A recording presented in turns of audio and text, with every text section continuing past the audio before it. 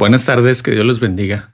Vamos a seguir con nuestra serie de discipulado y recordamos rápidamente que en el mensaje anterior aprendimos que Dios nos dice que debemos de orar siempre, que es un mandato que Dios nos da el que podamos orar siempre.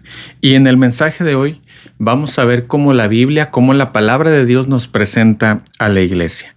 Y nos vamos a enfocar en la presentación que se hace de la iglesia como el cuerpo de Cristo. Y para esto vamos a estar leyendo primero a los Corintios, capítulo 12, desde el versículo 12 hasta el versículo 27. Pero antes de empezar vamos a orar para pedirle a Dios que nos ayude en este estudio. Padre, te damos muchas gracias, Señor, por la oportunidad de tener tu palabra en nuestras manos y de poderla estudiar con libertad, Señor. Padre, pero te pedimos que tú nos ayudes en este estudio y que lo que aprendamos de tu palabra, Señor, lo podamos poner en práctica para honra y para gloria de tu nombre. En tu Hijo amado Cristo Jesús, nuestro Señor y nuestro Salvador, te pedimos estas cosas. Amén. Actualmente vemos que la iglesia como institución, es decir, como organización, está muy desacreditada.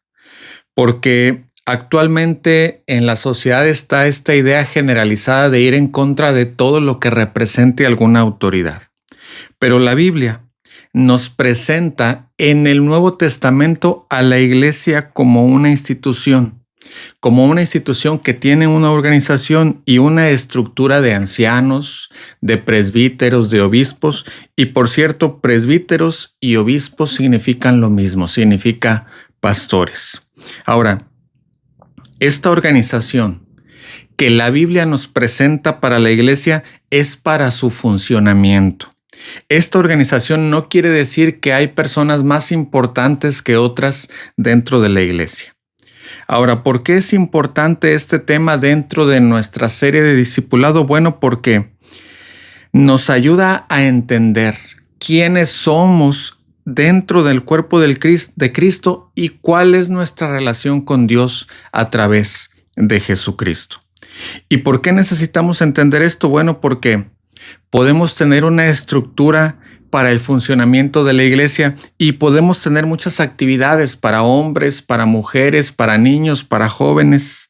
Y podemos decir que somos la iglesia de Cristo, pero si en nuestras reuniones no nos estamos juntando para buscar de Cristo, entonces nada más somos un club social, que podemos tener un buen ambiente y podemos tener muy buenas actividades y podemos tener personas agradables, pero no somos la iglesia de Cristo. Por eso vamos a ver bíblicamente qué es la iglesia y qué somos nosotros que formamos parte del cuerpo de Cristo. Entonces, primero, vamos a ver que el Nuevo Testamento nos presenta a la iglesia con algunas metáforas. La de una novia, la de una viña, la de un rebaño, es decir, la iglesia somos la novia de Cristo. Y también somos las ramas donde Cristo es la vid. Y también somos un rebaño donde Cristo es el buen pastor. Ahora, estas imágenes también las tenemos en el Antiguo Testamento en la relación de Dios con Israel. Porque Dios escogió al pueblo de Israel como su novia y lo plantó como su viña y lo dirigió como su rebaño. Y en el Nuevo Testamento nuestro Señor Jesús usa esas mismas metáforas para la iglesia. Y primero utiliza la del matrimonio cuando nos dice que Él es el novio y que nosotros somos la novia. Efesios 5:25 nos dice: maridos, amad a vuestras mujeres, así como Cristo amó a la iglesia y se entregó a sí mismo por ella. Y al final de los tiempos leemos en Apocalipsis 19 que vamos a tener una cena de bodas en la Nueva Jerusalén. Y en 1 Corintios capítulo 5, versículo 5 dice que Dios nos ha dado las arras del Espíritu, es decir, nuestro anillo de compromiso es el Espíritu Santo y Él mismo garantiza nuestra unión con Jesucristo. Ahora, también nuestro Señor Jesús usó la imagen de la viña en Marcos capítulo 12 y por supuesto que ahí se está refiriendo a Israel. Pero también la extendió para la iglesia, porque luego en Juan capítulo 15, versículo 5 dice: yo soy la vid y ustedes los pámpanos. Y también utilizó la metáfora del pastor en Juan 10:27, dice, mis ovejas oyen mi voz y yo las conozco y ellas me siguen. Quiere decir que nuestro Señor Jesucristo es el buen pastor que da su vida por las ovejas y que nos lleva a buenos pastos y que nos protege de los peligros. Ahora, también la iglesia es un reino. Colosenses capítulo 1, versículo 13 dice, el cual nos ha librado de la potestad de las tinieblas y trasladado al reino de su amado Hijo. Y Romanos 14, 17 nos dice, porque el reino de Dios no es comida ni bebida, sino justicia, paz y gozo en el Espíritu Santo. Ahora, también somos una familia, somos hijos de Dios y somos coherederos con Cristo, de acuerdo con Romanos 8:17, y somos hermanos de Cristo, de acuerdo a Hebreos capítulo 2, versículo 11. Es decir, Dios nos ha hecho nacer de nuevo en su familia. Él nos adoptó, Él mandó a su Espíritu Santo a nuestros corazones y por eso ahora podemos llamarle Padre nuestro. Y esta seguridad de ser hijos de Dios es la razón por la que no estamos preocupados por el futuro. No somos irresponsables, pero no estamos preocupados por el futuro porque sabemos quién es nuestro Padre y sabemos que Él conoce nuestras necesidades aún antes y aún mejor que nosotros las conocemos. Ahora, también somos un edificio que no está hecho por constructores humanos. Primera los Corintios 3:11 dice, porque nadie puede poner otro fundamento que el que está puesto, el cual es Jesucristo. Así que la iglesia está construida sobre la base que es Cristo y de ahí siguen los apóstoles y de ahí seguimos nosotros. Somos un edificio construido por Dios. Ahora, por fin llegamos a la imagen que vamos a estar estudiando el día de hoy. Y esa imagen es que somos un cuerpo. La iglesia es un cuerpo, pero no somos cualquier cuerpo porque somos el cuerpo de Cristo. Ahora, esta metáfora, esta imagen es tan importante porque es única, porque no existe ni como concepto en el Antiguo Testamento y no tiene ningún equivalente en el Antiguo Testamento. Y por eso es tan importante. Porque ser el cuerpo de Cristo es nuestra posición única en Cristo, es nuestra identidad única en Cristo Jesús. Ahora, primero los Corintios capítulo 12 de los versículos 12 al 27, que son los que vamos a estar viendo el día de hoy, nos presentan 3 características que tiene el cuerpo de Cristo. Y la primera es la unidad, luego la diversidad y también la armonía. Y la primera característica de un cuerpo es que para ser un cuerpo tiene que estar unido entre sí. Primera los Corintios 12:12 dice, porque así como el cuerpo es uno y tiene muchos miembros, pero todos los miembros del cuerpo, siendo muchos, son un solo cuerpo, así también Cristo. Ahora, yo creo que este punto nos queda bastante claro. Un brazo separado del cuerpo no es cuerpo. No tiene movimiento ni funciones separado del cuerpo. Y eso es lo que nos dice el versículo 12, que separados de Cristo no tenemos vida. Y Efesios 5:23 nos dice, Cristo es la cabeza de la iglesia. Y Colosenses 1:18 nos dice, y Él es la cabeza del cuerpo, que es la iglesia. Ahora, algunas personas han creído que son la cabeza de la iglesia y hay una persona en Roma que tiene ese título, pero ni él ni nadie es la cabeza de la iglesia. Jesucristo es la cabeza de la iglesia. Ahora vamos al versículo 13, dice, porque por un solo espíritu fuimos todos bautizados en un cuerpo, sean judíos o griegos, sean esclavos o libres, y a todos se nos dio a beber de un mismo espíritu. Ahora, ¿qué quiere decir esto? Bueno, que estamos unidos en un cuerpo a Cristo y que el punto de nuestra unidad es la salvación. Quiere decir que el punto de nuestra unión es que todos llegamos a Cristo por gracia. Todos llegamos a la salvación por medio de Jesucristo porque Cristo es la única entrada y llegamos a Cristo por gracia. Llegamos a Cristo por la obra del Espíritu Santo y ahora el Espíritu Santo vive en nosotros. Hoy en la actualidad hay mucha confusión sobre lo que es el bautismo del Espíritu Santo y este versículo lo deja muy claro. El bautismo del Espíritu Santo es Dios soberanamente poniendo al creyente en el cuerpo de Cristo, dándole vida a los que estaban muertos para que puedan creer e insertándolos en el cuerpo de Cristo. Por eso dice el versículo 13, por un solo espíritu fuimos todos bautizados en un cuerpo. Quiere decir que en todo cristiano verdadero vive el Espíritu Santo. Romanos 8:9 dice, si alguno no tiene el Espíritu de Cristo, no es de él. Es decir, no existe un cristiano que sea verdaderamente cristiano que no tenga el Espíritu Santo. Y Efesios 4:3 nos dice que tenemos la unidad del Espíritu. Y esta es una gran promesa, porque quiere decir que estamos unidos al cuerpo de Cristo no por algún ritual o no porque alguna hoja de membresía lo diga, que es importante contar con eso, pero estamos unidos al cuerpo de Cristo porque el Espíritu Santo nos bautizó en el cuerpo de Cristo. Es decir, el Espíritu Santo fue quien nos puso dentro del cuerpo de Cristo. Fue Él el que permitió que creyéramos en Cristo, fue el que abrió nuestros ojos, fue el que nos dio vida para poder creer en Cristo. Nadie llega al cuerpo de Cristo de otra manera porque cualquier otra forma sería por obras. Y nadie llega a Cristo por obras, todos llegamos por gracia. No tenemos nada de qué confiarnos, no tenemos nada de qué presumir.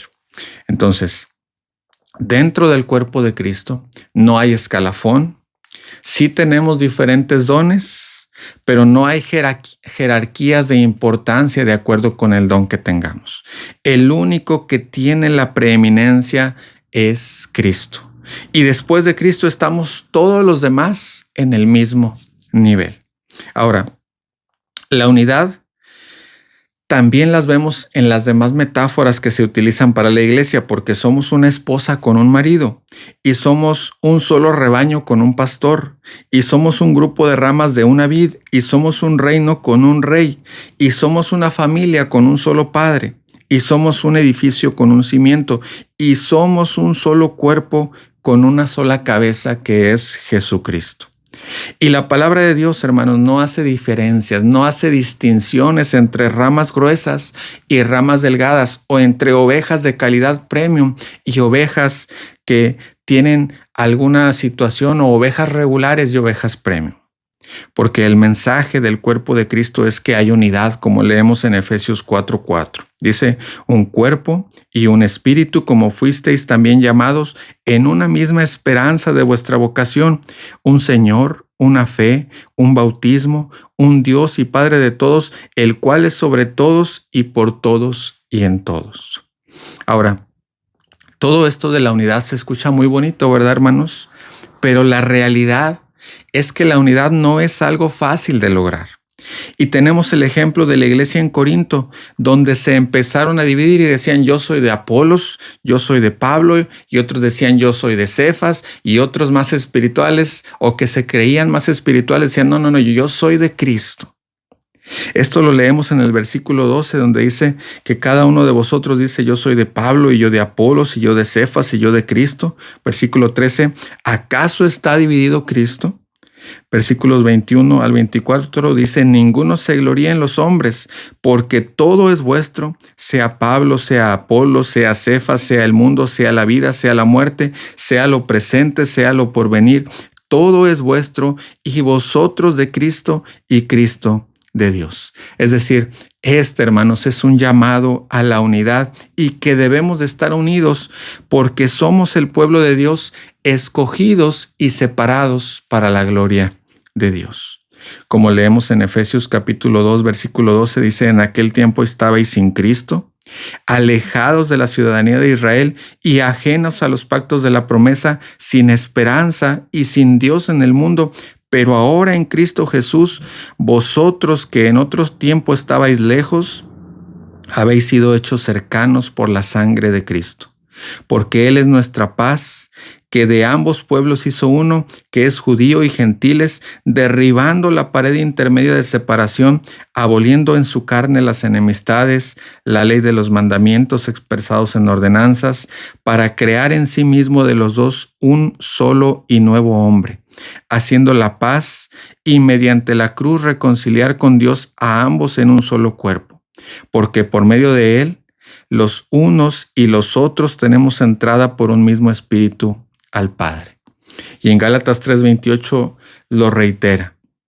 Ya no hay judío ni griego, no hay esclavo ni libre, no hay varón ni mujer, porque todos vosotros sois uno en Cristo.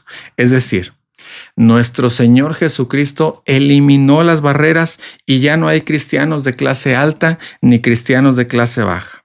El apóstol Pablo nos repite nuevamente este mensaje en Romanos capítulo 10, versículos 12 y 13, cuando dice, porque no hay diferencias entre judío y griego, pues el mismo que es Señor de todos, es rico para con todos los que le invocan, porque todo aquel que invocare el nombre del Señor será salvo.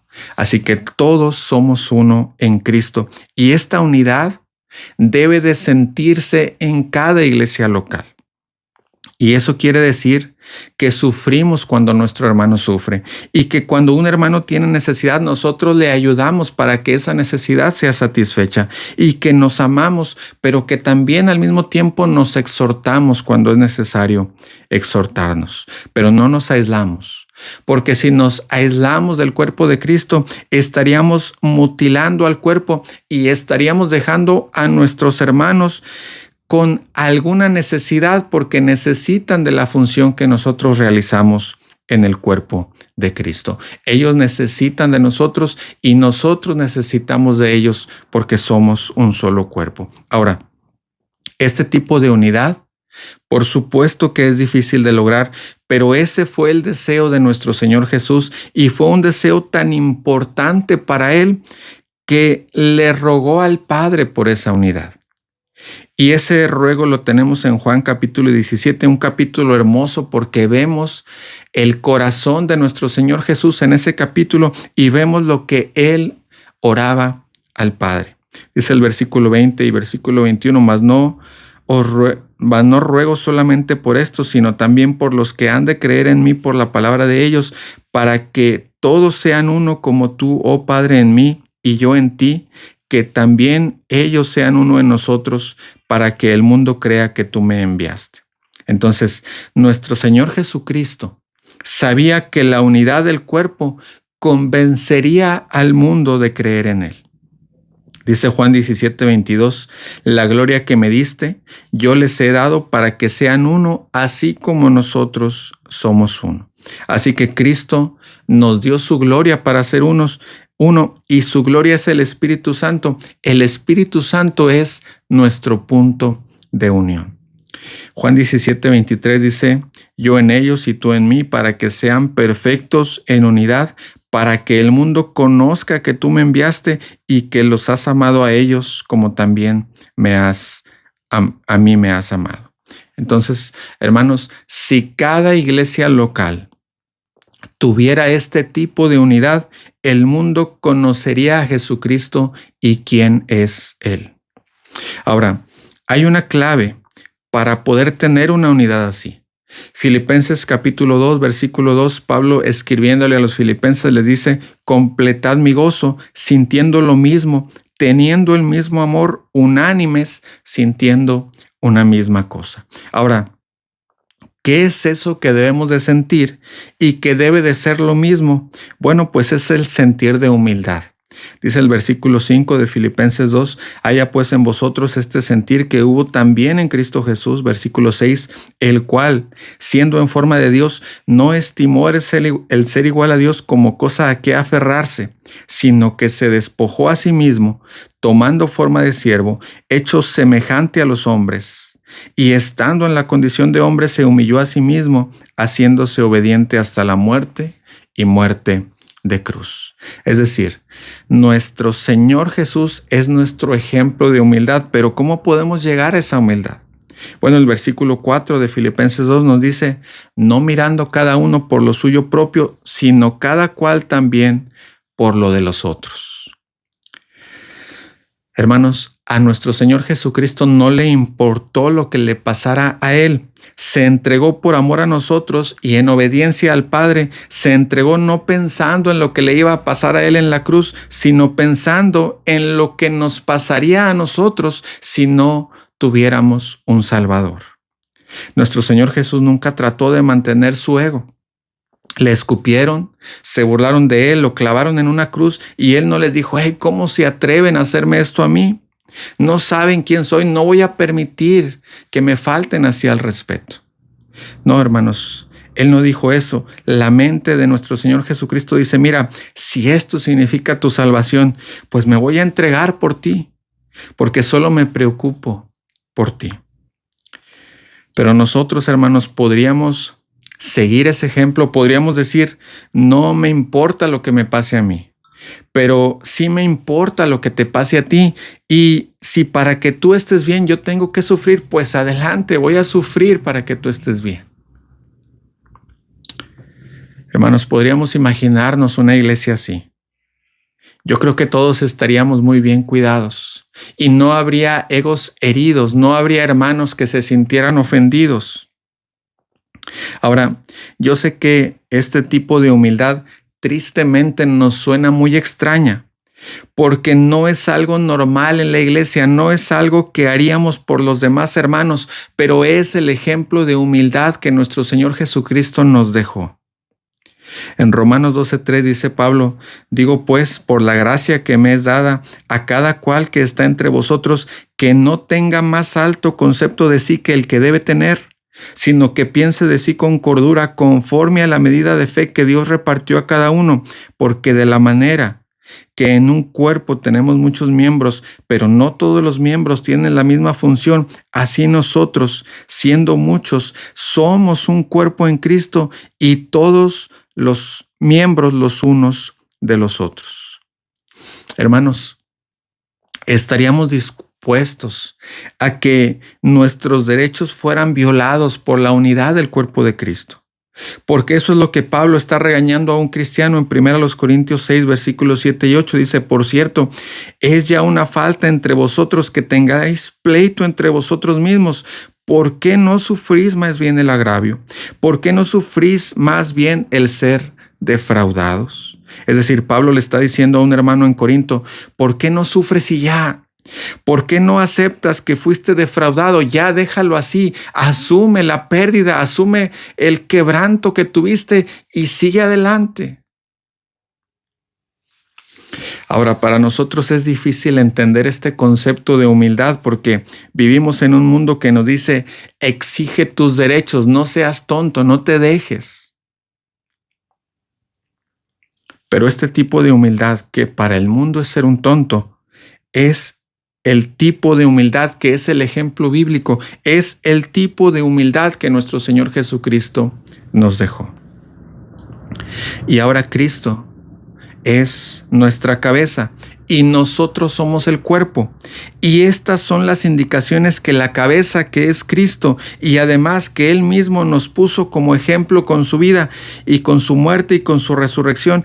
Estas son las instrucciones que tenemos de ser humildes a este grado de humildad. Y sí es posible, hermanos. Sí es posible amar así y ser humilde así, de esa manera que parece una locura en la actualidad.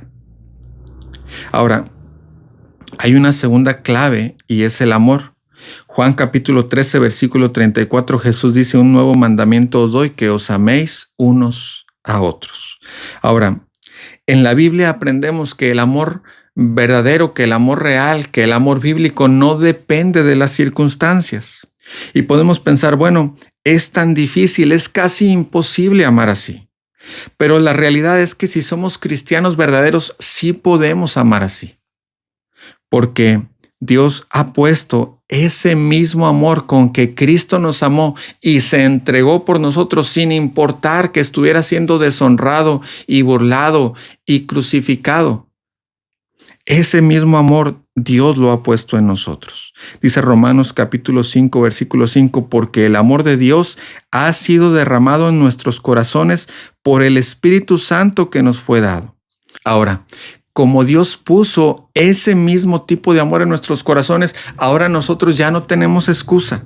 Y Él demanda que nosotros amemos así. Dice Juan capítulo 13, versículos 34 al 35, un nuevo mandamiento les doy, que se amen los unos a los otros como yo los he amado, que también os améis unos a otros. En esto conocerán todos que son mis discípulos, si tuvieren amor los unos con los otros. Así que, hermanos, ese tipo de amor es una evidencia de que verdaderamente hemos creído en Cristo y de que verdaderamente estamos dentro del cuerpo de Cristo. Y entonces la pregunta es, ¿amamos así, hermanos? ¿Amamos así como Cristo amó? ¿Amamos con el tipo de amor que humilla, que nos humilla a nosotros, para que los demás sean exaltados, para que los demás sean beneficiados?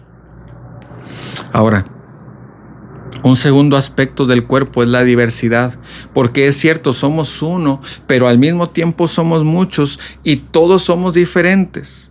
Primero los Corintios capítulo 12, versículo 14 dice, además, el cuerpo no es un solo miembro, sino muchos. Es decir, la unidad es nuestra base, pero la diversidad es cómo funcionamos.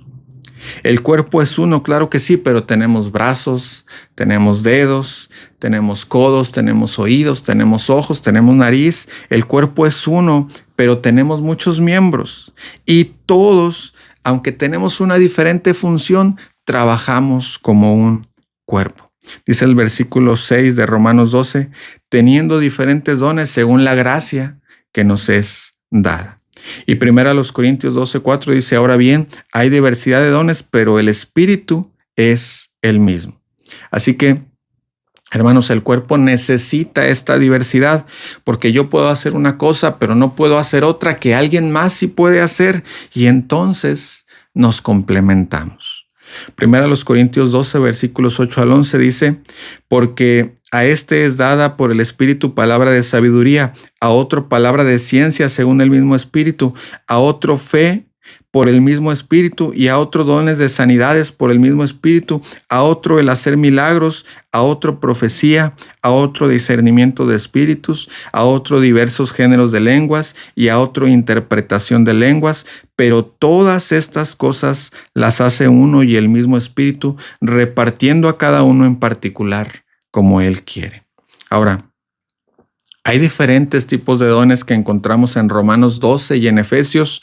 Algunos de ellos son temporales, algunos son permanentes, algunos son para los incrédulos, algunos son para la edificación del cuerpo, es decir, para los creyentes. Algunos están vigentes, algunos cesaron y no vamos a profundizar en eso el día de hoy, sino hasta la siguiente sesión, pero solo vamos a mencionar que hay diversidad de dones. Y el versículo 11 de 1 Corintios 12 dice, pero todas estas cosas las hace uno y el mismo Espíritu, repartiendo a cada uno en particular como Él quiere. Así que esta diversidad de dones que encontramos en el cuerpo es para el funcionamiento del cuerpo. Versículos 11 y 12 dice de Efesios 4, y Él mismo constituyó a unos apóstoles, a otros profetas, a otros evangelistas, a otros pastores y maestros, a fin de perfeccionar a los santos para la obra del ministerio, para la edificación del cuerpo de Cristo, hasta que todos lleguemos a la unidad de la fe. Es decir, los dones espirituales son una bendición dada por Dios, pero hay que utilizarlos. Si usted tiene el don de ayudar a alguien, pues ayude a alguien. Si usted tiene el don de enseñar, pues busque una oportunidad para enseñarle a alguien de la Biblia. Si usted tiene el don de evangelizar, pues evangelice a las personas. Y si no sabe cuál es su don, entonces puede descubrirlo. Puede leer la lista de dones que tenemos en Romanos 12, en 1 Corintios 12, en Efesios 4 y orar para que Dios le ayude a encontrar cuál es su don. Por ejemplo, su don no es ser pastor. Si usted ha estado casado en varias ocasiones, o si es una mujer, o si su conducta no es irreprochable, entonces ese don queda descartado y seguimos buscando en la demás lista de los dones. Si le gusta trabajar con la gente, pues probablemente tenga el don de ayudar. O si es un buen organizador, pues probablemente tenga el don de administrar algún área de la iglesia, pero el Espíritu Santo, por medio de su palabra y por medio de la oración, nos puede ayudar a encontrar el don que vamos a aplicar en el cuerpo de Cristo. Porque la iglesia necesita que descubramos nuestro don y que lo utilicemos para el beneficio del cuerpo. Ahora, vamos con el último punto de nuestro estudio, que es la armonía.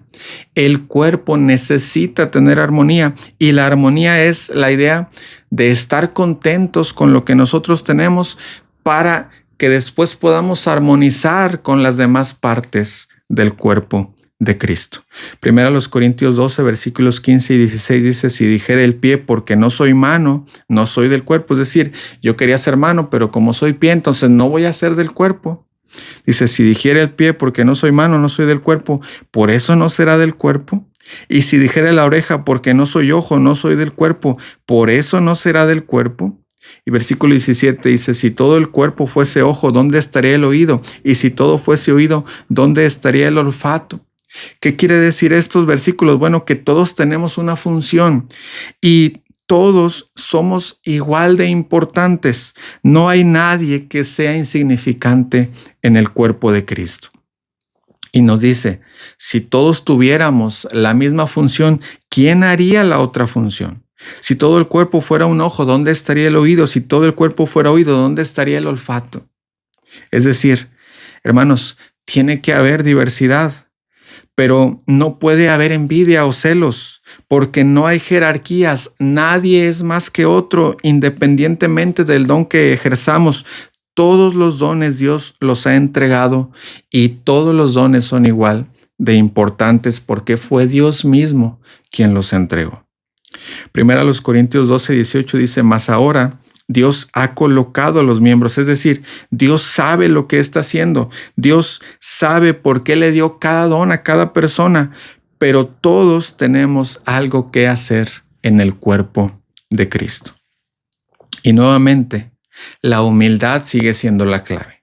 Dice el versículo 21 de 1 Corintios 12: ni el ojo puede decir a la mano, no te necesito, ni tampoco la cabeza a los pies, no tengo necesidad de vosotros. Es decir, todos nos necesitamos. Nadie está por encima de los demás. El único que es Señor, el único que dirige y es cabeza aquí, es Jesucristo.